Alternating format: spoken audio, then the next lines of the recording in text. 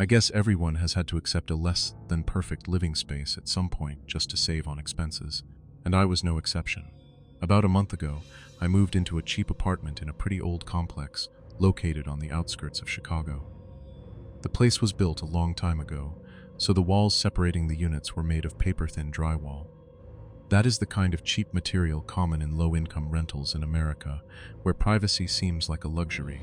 Just standing in my room, I could clearly hear everything from the TV, a dry cough, to even the footsteps walking around in the room next door. As a freelancer who works on a computer, my daily schedule was pretty irregular, and I rarely left the house. I lived a closed-off life, disliked noise, and had almost no desire to socialize or build relationships with the community around me. My initial state of mind when I first arrived here was complete satisfaction and enjoyment of this isolation. I always considered the enclosed space of my four walls to be an absolute safe zone, a place where I could escape the hustle and bustle of the city. The hallway on my floor was usually very empty because most of the other apartments had not been rented out long-term yet. The only neighbor right next door, sharing that thin drywall with my room, was a young guy named Kevin. I knew his name because he once knocked on my door to drop off a package that had been delivered to the wrong address. Kevin looked thin, had dark circles under his eyes, and dressed very simply, making him look exactly like a professional gamer who stayed up late to grind. He was a very polite guy, and whenever we crossed paths in the shared hallway, he always smiled friendly and greeted me with a few short, casual words. "Hey man, how is work going lately?" Kevin's presence gave me a false sense of security, that the environment around here was very healthy and safe. Especially late every night, his room always made a very steady typing sound on the keyboard, lasting until almost morning. That sound leaked through the thin wall, which initially made it a bit hard for me to sleep. But gradually I got used to it. It felt like a harmless signal, proving that a living, breathing person was right next door, causing me to completely lose my guard against the dangers that could be lurking in the night. Every single bit of order in my dull life was completely turned upside down on a weekday night. Right when I was trying to find some sleep after a long, exhausting day of work, the clock on my phone showed exactly 2 in the morning, a time when the entire apartment building had already sunk deep into absolute silence. Just as I had thrown myself into a half-asleep state, a series of strange sounds began coming from the drywall right against the head of my bed. They were light, sharp, but incredibly steady tapping sounds, breaking the dead silence of the room. At first, I tried to ignore it and pulled the blanket completely over my head, reassuring myself that maybe my neighbor Kevin was just rearranging his furniture or accidentally bumping into the wall in his sleep. But that eerie series of sounds did not stop at all, continuing in an intentional, rhythmic pattern that started to make frustration well up inside me. I sat up, grabbed my phone from the table, and turned on the screen light to pinpoint the exact location of the sound, intending to bang hard back on the wall to remind my neighbor to keep it down. However, as I stepped closer and listened carefully, I suddenly realized that this tapping sequence had a very specific rhythm of pauses and breaks, which was definitely not from some random unconscious movement. Its pace repeated over and over in a calculated way, reminding me of the basic knowledge of telecommunications that I had looked into back in college. A vague sense of dread ran down my spine when I realized that these were actually the dots and dashes of Morse code, the classic telegraph language. I immediately sat flat on the floor, opened a Morse code translator app on my phone, and began typing in each tap in real time as it came through the wall. The phone screen started translating individual letters one by one, and when the first string of words came together completely, my entire body froze in sheer terror. The text displayed on the screen read short and clear, "He is in my room, help me." The atmosphere in my room shifted completely the second that text appeared on my screen. The air suddenly felt heavy, suffocating, and an intense sense of danger began to swallow the darkness. The terror made my heart pound so violently that I could hear the rapid pulse ringing inside my own ears. I stood straight up from the floor, making sure not to make even the slightest noise that could alert the next room. A mix of curiosity and sheer horror drove me to step out of the safe zone of my warm blanket. I slowly walked over to the thin drywall separating the 2 apartments. I raised my hand, gently pressing my ear against the surface of the wall to try and verify what was happening on the other side. I held my breath, focusing my entire hearing to check if there was any struggling, groaning, or any sign of resistance. But Kevin's room was completely devoid of any other sound besides that steady tapping.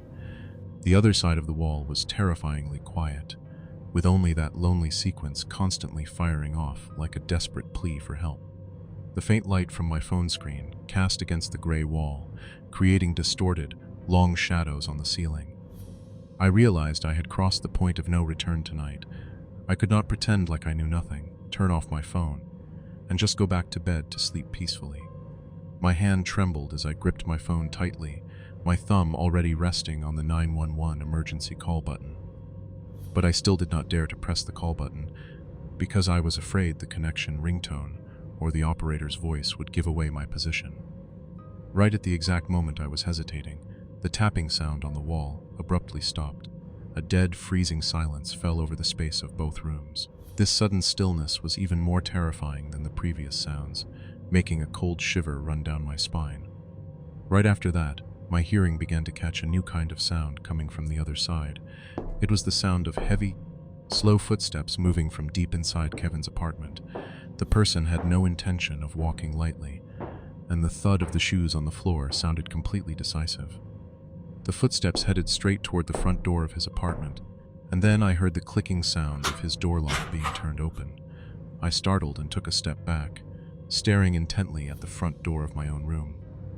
Those footsteps had already stepped out into the shared hallway, but they did not move toward the emergency exit stairs to leave. They were coming closer, step by step, slowly, but with an overwhelming pressure.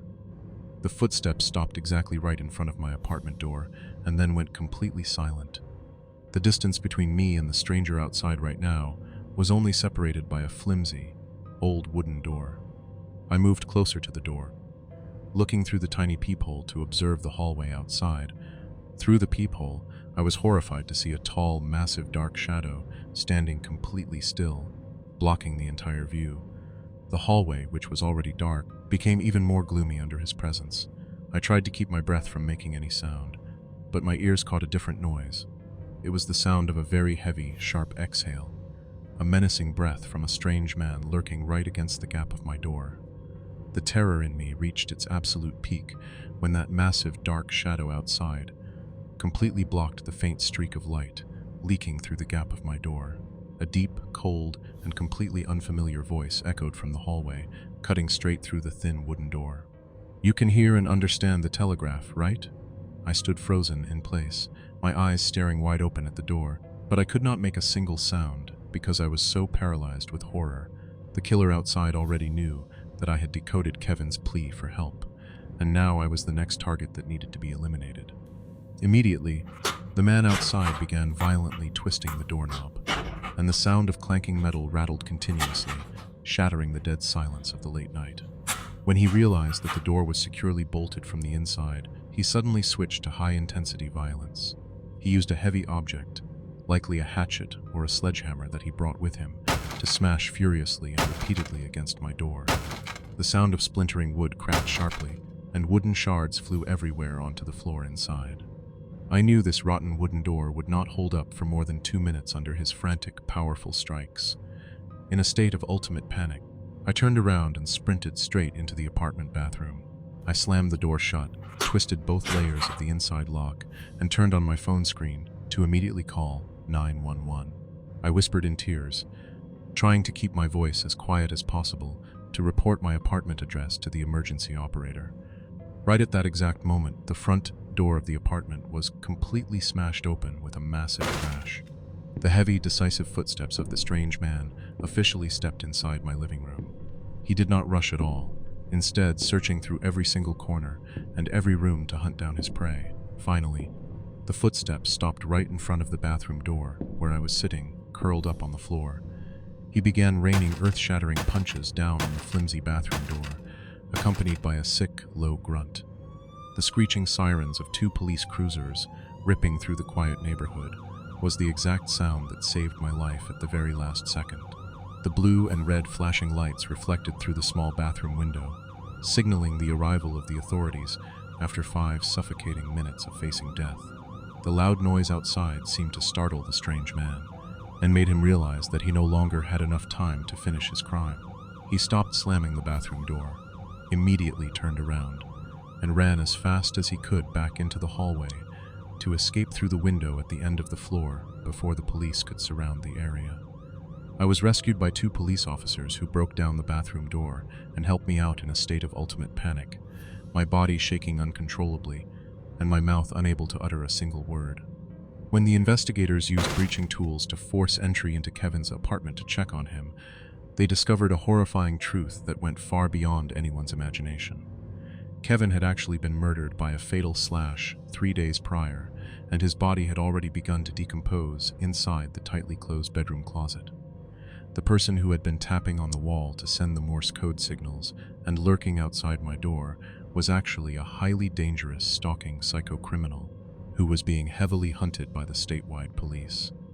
After cold-bloodedly taking Kevin's life, he calmly stayed inside the victim's apartment for the past 3 days, living normally right next to the corpse while waiting for the perfect opportunity to hunt down his next prey.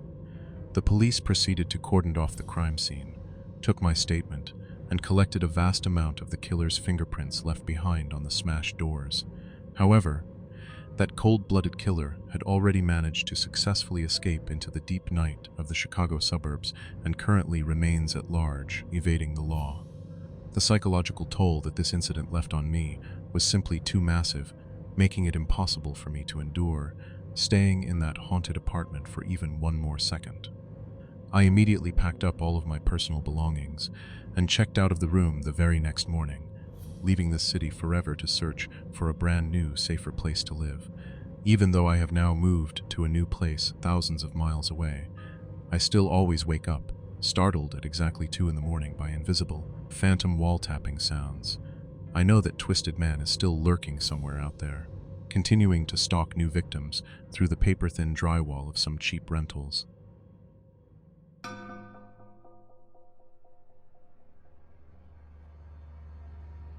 I had just moved to a sparse suburban area in Oregon about 6 months ago. The region was covered in dense pine forests, and the air was always damp. The houses here were separated from each other by wide yards full of wild grass. This isolation was the main reason I chose to buy the small wooden house at the end of the road. I work as a freelance content creator, so I needed an absolutely quiet space. My life went on very regularly and peacefully until someone moved into the house across the street. It was an old 2-story house that had been abandoned for years across a shared yard. Its new owner was a middle-aged man who was stocky and very sullen. He almost never communicated with anyone in the area. I only saw him when he was hauling furniture from an old pickup truck into the house. The first anomaly appeared right in the first week he moved in. Regularly, at exactly 3 o'clock in the morning, when the whole region was plunged into darkness and a deathly silence. The detached garage room of his house would suddenly light up. Right after that, the sound of a wood chainsaw would begin to roar frantically. The sharp metal screech tore through the damp night air and echoed throughout the space. That noise lasted continuously for a full hour without stopping. I lay in bed with my eyes wide open, staring at the ceiling, feeling extremely puzzled. No sane person would saw wood at such a holy hour. The rumbling chainsaw sound through the pine canopies created a very strange noise. It gave me a restless feeling and a budding anxiety right in my heart. The following nights were an absolute nightmare that dragged on for me.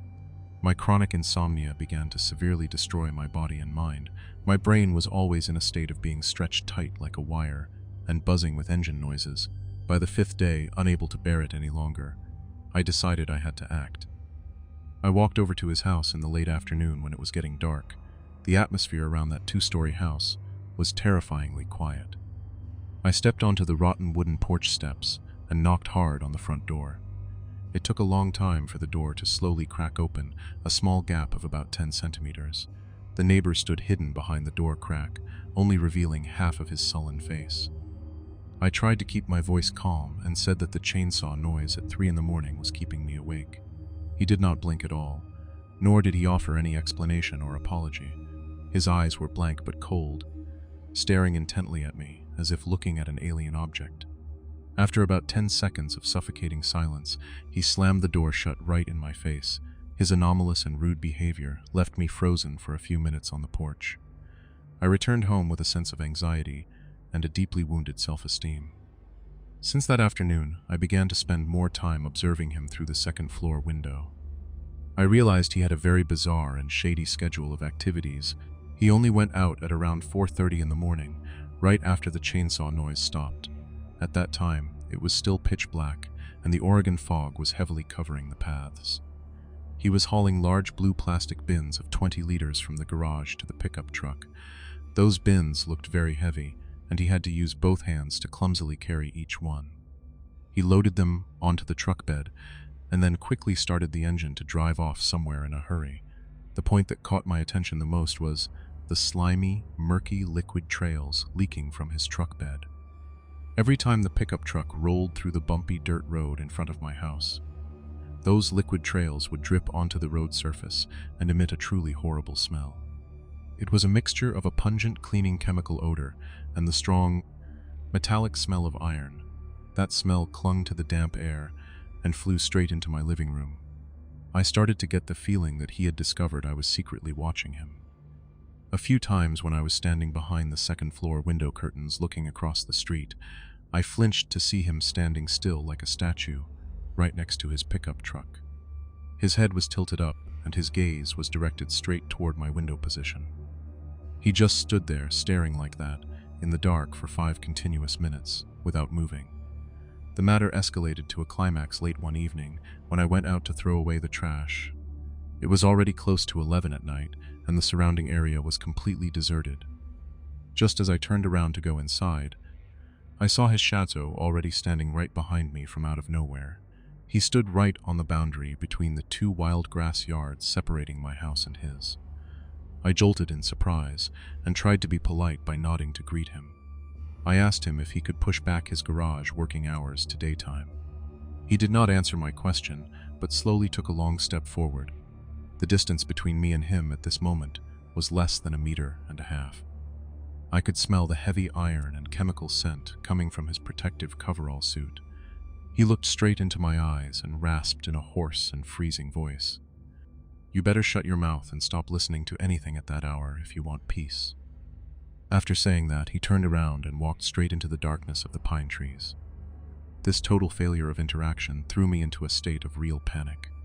I ran quickly into the house, bolted the door tight, and felt I had completely lost control of the situation. That very night, the situation pushed me to a point of no return. At exactly 3 in the morning, the engine whine of the chainsaw roared again, cutting right through my sleep. But this time, its sound was crazier and louder than all the previous nights combined. The metal blades' screech slamming into the wooden walls was deafening. It felt like a direct provocation aimed straight at my bedroom. My endurance was completely shattered. After many days of physical torture, rage and exhaustion temporarily clouded the inherent fear in my heart. I bolted up from bed with the most reckless and insane decision of my life. I grabbed the large metal handheld flashlight kept right by the headboard. I silently opened the back door and stepped out of the safe zone of my house. Outside it was freezing cold, and the Oregon night fog had left the wild grass yard soaking wet. I kept my body low, walking through the dark shared yard toward his garage.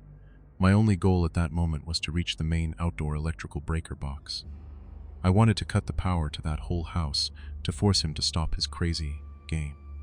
As I pressed myself against the rotten wooden back wall of the garage, the chainsaw noise was ear-splitting. The chemical smell and metallic stench from the gaps in the rotten planks blew straight into my nose. A deadly curiosity made it impossible for me to resist peeking through a small gap. The scene inside appeared under the dim light of a single hurricane lantern hanging on the wall. The neighbor was standing with his back to me right in the middle of the concrete garage floor. He was holding a large wood chainsaw with both hands and revving the engine completely empty.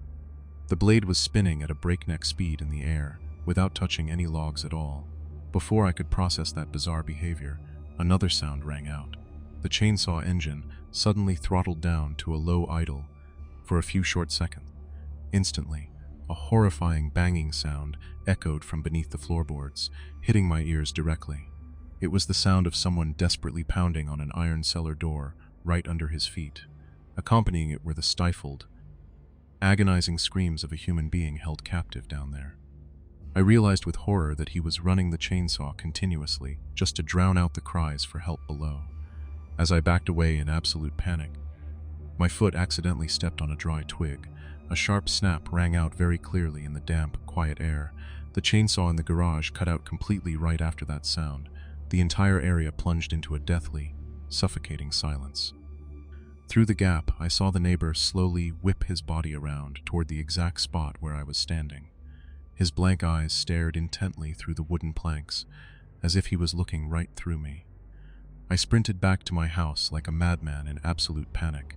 The sound of my heart pounding in my ears was louder than my footsteps on the damp grass.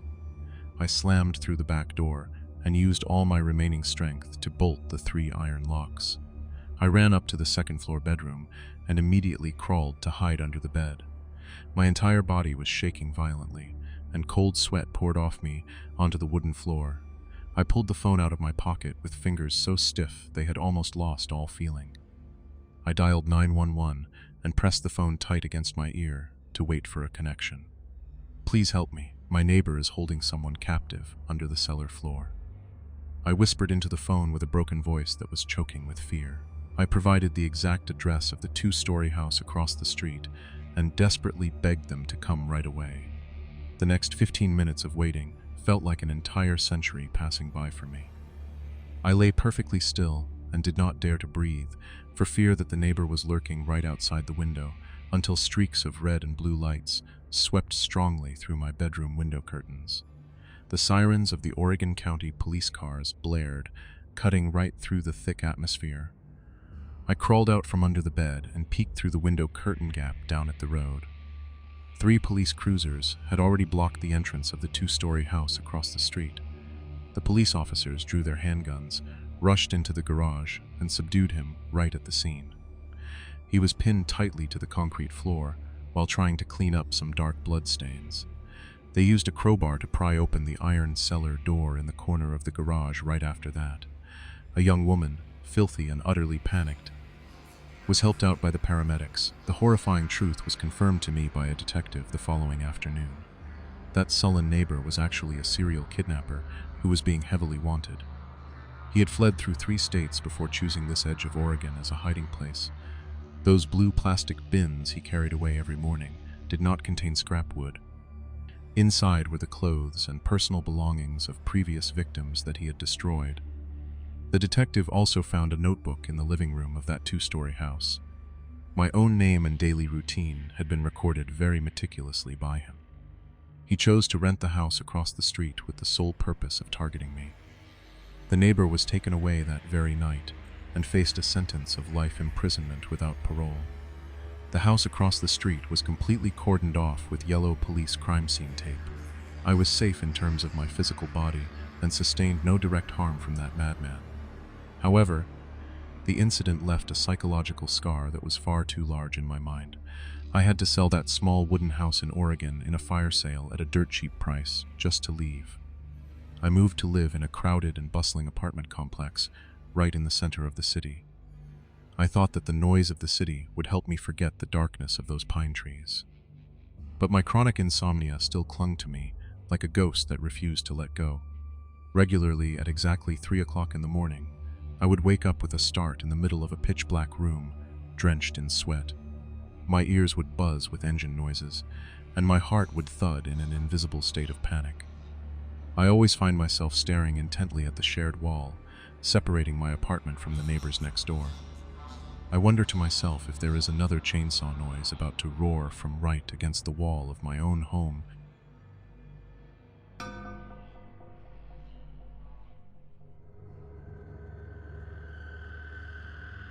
I never thought I'd have to move to a godforsaken place like this just to get by.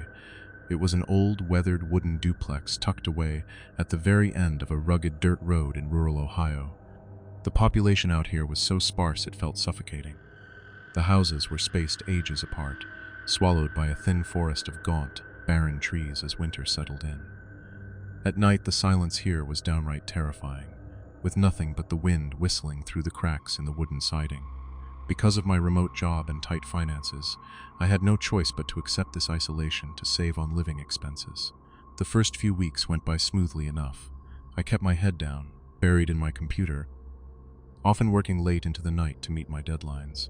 That brief peace ended when I started noticing some unsettling things about the middle-aged man living in the other half of the house. He was an eccentric, incredibly quiet guy who almost never set foot outside during the day. But what made my skin crawl was a bizarre habit of his that began happening like clockwork every single night, every day at exactly 3 a.m. Regardless of whether it was freezing rain or dense fog outside, I'd be jolted awake by a familiar sound. It was the sound of the plastic wheels of a massive trash can being dragged slowly, scraping against the gravel driveway right in the backyard. The first time I heard it, curiosity got the better of me, and I parted a tiny corner of my bedroom window curtain on the second floor to look down. Under the dim, lonely glow of the street lamp, my neighbor was standing dead still next to that deep, hollow black plastic bin. He wasn't dumping trash, and he wasn't doing anything else. He just stood there, tilting his face up, staring blankly with hollow, emotionless eyes directly at my window. He stood as rigid as a statue for 15 straight minutes in the bone-chilling cold before quietly dragging the trash can back inside. Being watched by a creep at that ungodly hour gave me goosebumps, and right then, I knew my life here was never going to be peaceful again. I tried to convince myself that he was just a poor guy who was sleepwalking or suffering from some kind of mental disorder. In a remote area like this, picking a fight with a large and eccentric neighbor is never a wise idea. So I chose to stay quiet and endure it. But the structure of this damn duplex wouldn't let me have any peace. Between the thick brick wall dividing the two units was a shared ventilation and heating duct system for the entire building. It was a major design flaw, as any sound or odor from his side could easily leak over to mine. Whenever I accidentally bumped into him in the shared walkway during the day, I would just nod politely and walk past as fast as I could. He did the same, never speaking a word, but his eyes were always so cold and empty, it made my skin crawl. Things began to spiral out of control on a Tuesday night. As I was sitting at my desk working in the first-floor living room, a horrific stench began wafting from the vent of the shared ventilation system. It was a foul mix of strong cleaning chemicals and the smell of long-decaying animal meat. I had to cover my nose and run to find a roll of duct tape to seal all the gaps tightly. Right when I turned off the lights to head upstairs for bed, a new sound emerged from the other side of the wall. It was the sound of metal grinding, steady, coarse, and dragging on continuously in the dead of night. The noise sounded incredibly sharp and cold, like someone using a whetstone to sharpen a massive blade. Just like that, the sound of grinding iron went on for hours, torturing my mind to the point where I couldn't even close my eyes. I lay in bed, cold sweat drenching my forehead from the sheer anxiety, and then, at exactly 3 a.m., that sharp grinding noise abruptly stopped. A few suffocating seconds of silence passed. Right after that, the plastic wheels of the black trash can started dragging against the gravel in the backyard again. I knew he was standing out there again, tilting his face up, staring at my window with something sharp he had just finished honing in his hand. The foul stench lingered continuously for the next 3 nights. It grew denser by the day, completely besieging my entire living space. I had to use 3 large rolls of duct tape to seal every single gap of the shared ventilation vent. But that disgusting odor still found a way to seep through the crevices of the wooden floorboards. Every night was exactly the same. Right at the moment I turned off the lights, that coarse metal grinding sound would start echoing from the other side of the wall. It was steady, patient, and cold, to the point that it made my scalp feel like it was being clawed open. And every single day at exactly 3 a.m. The moment the iron grinding stopped, I would hear the plastic wheels of the black trash can dragging across the backyard. I only dared to part a tiny corner of the curtain to look down. My neighbor was still standing there, tilting his face up with wide, lifeless eyes staring directly at the position of my bed on the second floor. The ambiguity of what horrific things he was doing inside that house, combined with the absolute isolation of this rural area, began to snap my sanity. I couldn't focus on work. My mind was always wound tight, and I would jump in panic at the slightest noise inside the house. On the 4th night, a massive storm officially made landfall in this suburban area. The sound of torrential rain hammered furiously against the metal roof, and the wind howling through the gaps in the wooden walls created a terrifying medley of noises. Suddenly, the power grid for the entire area cut out, plunging the house into a thick and freezing darkness. I looked down at my phone clock. It was 2:45 a.m. Amidst the roaring rain, my ears suddenly caught a loud, dry snapping sound coming from my backyard. Right after that came the heavy, frantic clanking of iron chains shaking violently right at the front door area. My heart was pounding like it wanted to burst out of my chest. I immediately turned on my phone flashlight, rushed over to the second-floor window, and looked down at the familiar spot in the backyard. His black plastic trash bin was still sitting there, but it had been flipped completely over at some point and was totally empty. And the most horrific thing was, my eccentric neighbor was no longer standing in his usual spot. I could hear my heart beating so loudly in my ears like a countdown clock. An intense rush of adrenaline shot through my veins, freezing my entire body. I held my breath, kept my head down, and began to take step after step down the wooden stairs to the first floor. In the pitch-black darkness, I could only guide myself by the flashes of lightning bleeding through the windows. The foul stench and the strong smell of chemicals downstairs had grown so thick it almost made me gag.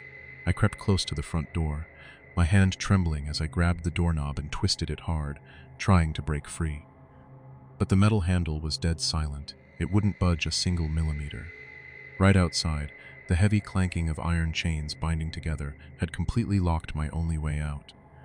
My twisted neighbor had planned everything in advance to trap me inside this house with him. Suddenly, a cold gust of wind and rain whipped against the back of my neck from behind the house, making me jump. The back door to the living room had been pried open and was gaping wide. I spun around instantly, pressing my back hard against the cold wall, and lit up my phone screen, just to get a little bit of faint light. Another flash of lightning outside cut through the darkness for a split second, and right in the middle of the living room, my neighbor was standing dead still, less than 3 meters away from me. In his hand was a massive wood-splitting axe, its entire blade and handle wrapped tightly in multiple layers of clear plastic wrap. He stared at me with wide, rolled-back eyes, completely devoid of any blood vessels or human emotion. "You didn't lock your doors tightly," he whispered in a raspy, monotone voice that was downright terrifying. Before I could even process it, he let out a short roar and charged straight at me with terrifying speed. The heavy axe swung through the air, slicing through the wind as it came crashing down right where I was standing. Driven by pure survival instinct, I threw myself hard to the side, and his missed swing buried itself deep into the frame of the wooden sofa, sending splinters flying. The absolute terror instantly turned into pure rage when I realized there was nowhere left to run, while he was struggling to pull the stuck axe blade out of the sofa frame. I grabbed the heavy metal table lamp on the shelf right next to me. Using every ounce of strength I had left, I twisted my body and swung the metal lamp, landing a devastating blow right into his temple. A dull, sickening thud echoed through the room. My neighbor froze for a second, his eyes rolling back as his massive body buckled, collapsing onto the hardwood floor and knocking him out cold. I used every last ounce of strength I had left to drag him into the corner of the room, found a piece of rope tossed in the storage closet, and tied him up tightly. After that, I rushed outside through the back door under the pouring storm. I ran for my life down the waterlogged dirt road to get to the house half a mile away and borrowed their phone to call the local police. When the police stormed in to search my neighbor's half of the house, they discovered a horrific truth deep inside the foul-smelling basement. He was actually a serial killer heavily wanted in a neighboring state. That black plastic trash bin he dragged out into the yard every night was the exact tool he used to hold the victim's body parts before disposing of them deep in the thin forest behind the house. As for the plastic wrap around the axe blade, it was his way of keeping the blood from staining the weapon, making it easy for him to wipe down after each crime. The police said he had been tracking my light schedule for a whole week to find the perfect time to strike, and the power outage night was his golden opportunity. My eccentric neighbor was hauled away right after that and faced a life sentence with no chance of bail. I packed up all my belongings immediately, and terminated my lease the very next day, accepting the loss of my entire security deposit just so I wouldn't have to stay there for another minute. That horrific experience in rural Ohio completely changed my life ever since. Now, I have moved back to a crowded apartment building in the heart of the city, where there are always bright lights and people passing by. Every night before going to bed, I always walk around the house to check the security camera system and lock all the door bolts twice. Sometimes, just hearing a tiny noise from the neighbor's side makes my heart tighten up, and the memory of that deadly storm night comes rushing back completely intact.